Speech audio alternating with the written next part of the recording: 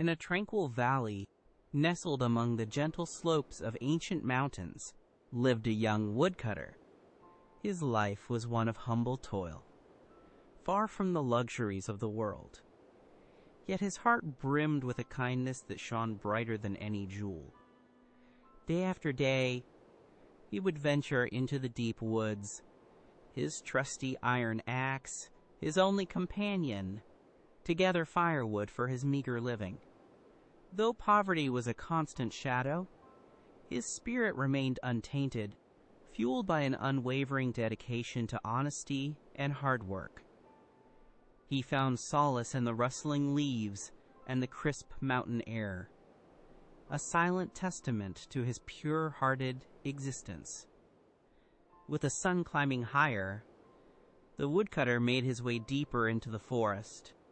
The rhythmic crunch of his straw sandals on the leafy path, the only sound. He chose his trees carefully, always mindful of the forest's delicate balance. And with each swing, his axe sang against the aged timber. Sweat beaded on his brow, a testament to his strenuous labor, yet he never once complained. He worked from dawn till dusk. His simple iron axe, a vital extension of his will, providing for his daily needs with unwavering diligence and respect for nature. Every log he cut represented another day of honest survival. One sweltering afternoon, as the summer sun beat down relentlessly, the woodcutter paused for a moment to wipe his brow. He swung his axe with renewed vigor, aiming for a particularly sturdy branch. But alas, fate had a cruel twist in store. The axe head, worn from countless hours of labor, slipped from its handle. With a sickening splash, it plunged deep into the murky waters of a nearby pond, disappearing without a trace beneath the surface. His heart plummeted with it, a crushing wave of despair washing over him. The woodcutter stared in utter disbelief at the spot where his precious tool had vanished.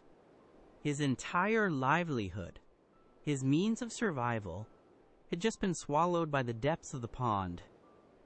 Tears welled in his kind amber eyes, hot and stinging, as a profound sense of helplessness overwhelmed him. He fell to his knees by the water's edge, his shoulders shaking with silent sobs. "Oh, my axe!" he cried, his voice choked with anguish. "Without it, how can I earn my bread? What will become of me?" His despair echoed through the silent forest, a heart-wrenching sound. As the woodcutter's lament filled the air, a shimmering light began to emanate from the center of the pond. The water, once murky, now swirled with an ethereal glow, mesmerizing and strange. Slowly, majestically, a figure began to emerge from the depths, the venerable mountain spirit, Sanshinryeong. His silver-white hair cascaded like moonlight, and his pure white robes seemed woven from mist. His presence filled the air with an ancient, serene power, bringing an unexpected halt to the woodcutter's sorrow. The Sanshinryeong's voice was like a soft melody, yet resonant with ancient wisdom. "Young man, why do you weep so bitterly?" he inquired, his gaze gentle but penetrating. The woodcutter, still trembling, recounted his tale, explaining how his only means of livelihood had been lost. The mountain spirit listened patiently, his sapphire eyes reflecting the woodcutter's honesty. He then turned back to the pond, his staff touching the water lightly, and a magnificent golden axe slowly rose from the depths. "Is this golden axe yours?" the Sanshinryeong asked, holding the shimmering tool aloft. Its beauty was breathtaking, far grander than anything the woodcutter had ever seen or even dreamed of. It gleamed with an otherworldly light, a powerful temptation. Yet, despite his desperate poverty, the woodcutter did not hesitate. He looked at the Sanshinryeong, his amber eyes clear and unwavering, and with deep sincerity, he replied, "No, venerable spirit. That is not my axe. Mine was a simple iron one." The Sanshinryeong nodded subtly, a faint, knowing smile playing on his lips. He then touched the water again, and this time, an equally beautiful silver axe emerged from the pond's depths, shimmering with a cool, moonlit glow. "Then perhaps this magnificent silver axe is yours?" he asked, his voice still calm, his gaze still piercing. The silver axe was equally captivating, a treasure beyond imagination. But just as before, the honest woodcutter remained steadfast, his integrity unshaken by the allure of precious metals. For a third time, the Sanshinryeong submerged his hand into the water. This time, when he withdrew it, he held not a gleaming treasure, but a simple, familiar iron axe, worn, sturdy, and undeniably the woodcutter's own. A wave of profound relief washed over the woodcutter's face as he recognized his beloved tool. "Yes," he exclaimed, his voice filled with genuine joy and gratitude. That is my axe, venerable spirit. The one I lost." His face, once clouded with despair, now beamed with a pure, heartfelt happiness. The Sanshinryeong's smile broadened, radiating warmth. "Because of your honesty, young woodcutter," he declared, his voice resonating with benevolence, "because you did not covet what was not yours, I shall bestow upon you all 3 axes." With a graceful gesture, he presented the golden axe, the silver axe, and the woodcutter's own iron axe to the astonished young man. The woodcutter, overwhelmed by this unexpected generosity, bowed deeply, his heart overflowing with gratitude for the divine reward of his unwavering virtue.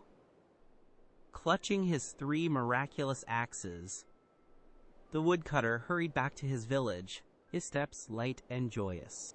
He shared his incredible tale with everyone, his voice full of wonder and sincere gratitude.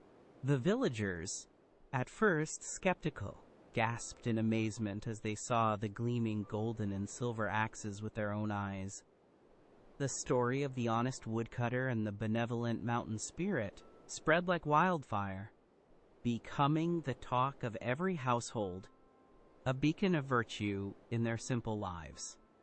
Among the villagers was a man known for his insatiable greed, the Yoksimjengi-iut. His small, beady eyes gleamed with envy as he listened to the woodcutter's tale. His heart, already heavy with avarice, churned with a wicked plan. "If a simple iron axe can bring such riches," he muttered to himself, a cunning smirk twisting his lips, "then surely I can gain even more." The seed of greed, once planted, quickly sprouted into a thorny bush of malicious intent, overshadowing any sense of honesty or morality. Without a moment's delay, the greedy neighbor grabbed his own axe, an old, rusty tool he rarely used, and set off towards the mountain pond. His steps were quick and purposeful, his mind already envisioning piles of golden and silver axes. He didn't care for the beauty of the forest or the peaceful silence. His focus was solely on the ill-gotten gains he planned to acquire. A sinister determination fueled his journey, blind to the true spirit of the mountain and its ancient protector. Upon reaching the pond, the greedy neighbor wasted no time. With a theatrical sigh, he deliberately tossed his old, rusty axe into the water, ensuring it made a conspicuous splash. Then, with exaggerated wails and fake tears, he began to lament his loss. "Oh, my precious axe," he cried, his voice loud and obnoxious. "How shall I live without you? What a terrible misfortune." He glanced around impatiently, convinced the mountain spirit would immediately appear to reward his sorrow. True to his expectation, the pond once again began to glow, and the majestic Sanshinryeong emerged from the shimmering waters. However, his expression was not one of gentle inquiry, but of stern watchfulness. His sapphire eyes, usually serene, now held a glint of disapproval as he surveyed the loudly weeping man. The air around him was still powerful, but colder, imbued with an ancient judgment that seemed to pierce through the greedy neighbor's flimsy facade. The Sanshinryeong, without a word of inquiry, reached into the pond, and once again, the magnificent golden axe rose to the surface. "Is this golden axe yours?" the spirit asked, his voice devoid of warmth, echoing with a subtle challenge. The greedy neighbor's eyes immediately lit up with avarice, his feigned sorrow forgotten. "Yes. Oh, yes. Venerable spirit," he stammered, his voice dripping with false enthusiasm. "That splendid golden axe is indeed mine. You found it." A flicker of disappointment, perhaps even anger, crossed the Sanshinryeong's pale face.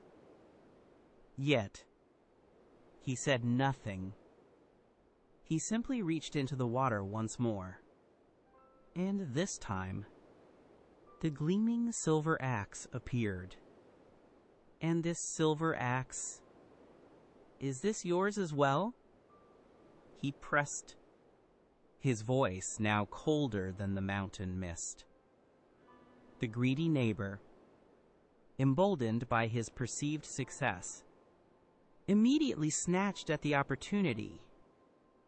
"Yes, yes, that's mine too," he proclaimed loudly, his voice thick with brazen lies, convinced his grand scheme was working perfectly. The Sanshinryeong's serene demeanor shattered.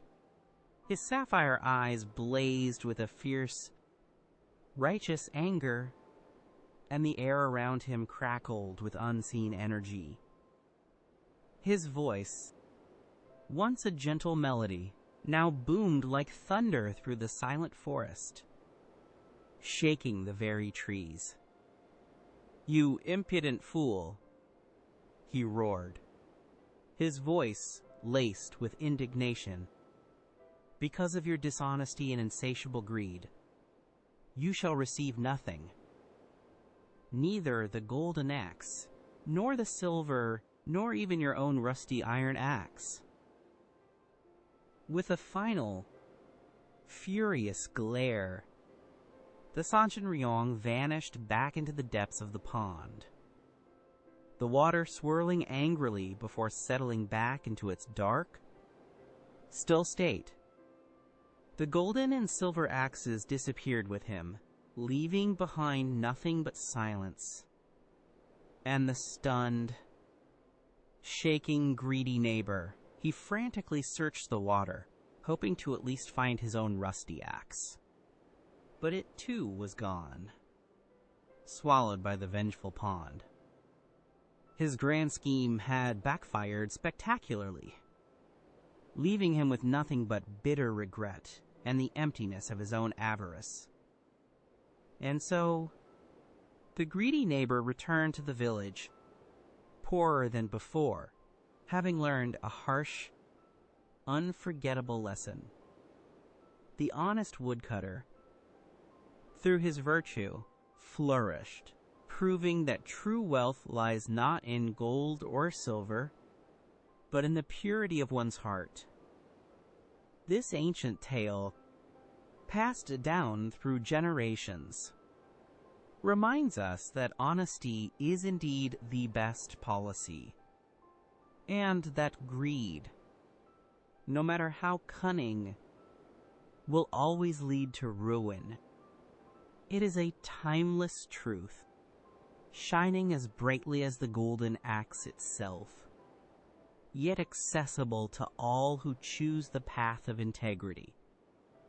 What a powerful lesson this tale of 금도끼, 은도끼, 기움도끼, 윤도끼, the golden axe and the silver axe, teaches us. May we all strive to embody the honest heart of the woodcutter, remembering that genuine kindness and integrity are treasures that far outweigh any material wealth.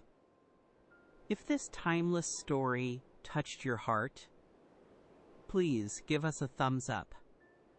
Subscribe to our channel for more enchanting Korean folktales, and share your thoughts in the comments below. Until next time, stay true to your heart